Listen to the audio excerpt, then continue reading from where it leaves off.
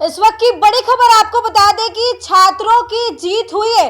जो आंदोलन कई दिनों से चला आ रहा था, उसके बाद आज छात्रों ने अपना प्रोटेस्ट खत्म कर दिया है। एसएसपी कार्तिकेय के शर्मा ने अनशन पर बैठे छात्रों को जूस पिलाया है और फाइनली उनकी बात मान ली गई है। नमस्कार, आप देख रहे हैं देशवा न्यूज। मैं हूं आपके साथ वैष्णवी।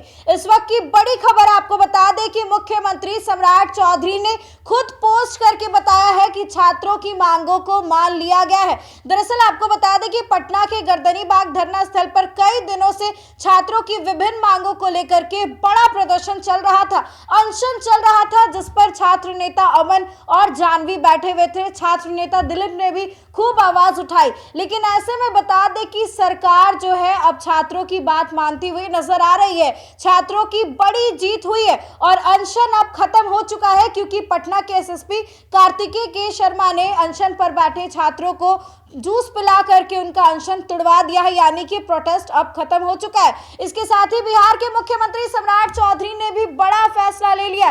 टीआरई 4 से लेकर के डोमिसाइल नीति तक को लेकर के बड़ा फैसला लिया गया है। कई सारी मांगों को मान लिया गया। देखिए, मुख्यमंत्री सम्राट चौधरी ने पोस्ट कर बताया है कि छात्रों की मांगों को लेकर सरकार शुरू से ही गंभीर रही है। अब छात्रों की मांगों के संबंध में निर्णय लिया गया है कि इस बार की टीआरई 4 की परीक्षा एकल चरण में आयोजित की जाएगी, यानी कि पीटी और मेंस अलग अलग नहीं होगा, सिर्फ एक ही एग्जाम होगा। इसके साथ ही 9 अन्य महत्वपूर्ण निर्णय भी लिए गए हैं, यानी कि कुल मिलाकर 10 बातों को मान लिया गया है। राज्य सरकार ने विभिन्न परीक्षाओं में सुधार के लिए अनुशंसाएं देने हेतु परीक्षा सुधार पर एक विशेषज्ञ समिति का गठन किया है और इसमें यह भी कहा गया कि पटना उच्च न्यायालय के न्यायाधीश की अध्यक्षता में गठित यह समिति विभिन्न परीक्षाओं से संबंधित छात्रों की शिकायतों की भी सुनवाई करेगी। विद्यार्थी सहयोग पोर्टल और विद्यार्थी सहयोग शिविर की शुरुआत की गई है और इसके माध्यम से छात्रों की समस्याओं का समाधान 30 दिनों के अंदर किया जाएगा।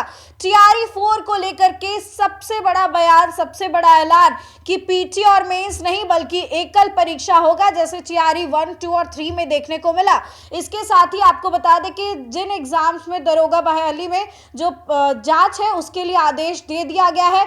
वहीं डोमिसाइल नीति को लेकर के आपको बता दें कि जितने भी कॉम्पिटिटिव एग्जाम होते हैं उसमें डोमिसाइल नीति को लागू करने के लिए जो है निर्णय ले लिया गया है। वहीं भर्ती जितने भी एग्जाम्स होते हैं उसमें कमेटी के प्रस्ताव विचाररत रखे जाएंगे। बाकी बातों को भी जो है वो सुना जाएगा। साफ तौर पर कहा गया कि एग्जाम्स में पारदर्शिता आना जरूरी है और इसी के तहत पेपर लीक भी रुकना चाहिए और इसी के तहत जो भी पेपर लीक करेगा उस पर भी कार्रवाई की जाएगी। तो तमाम जो मांग थी छात्रों की वो मान ली गई है। पटना एसएसपी ने छात्रों का अनशन जो है अब खत्म करवा दिया है। तो फिलहाल इस खबर में बस इतना ही। आपकी क्या राय है कमेंट सेक्शन में बताइएगा और देखते रहिए देशवा न्यूज।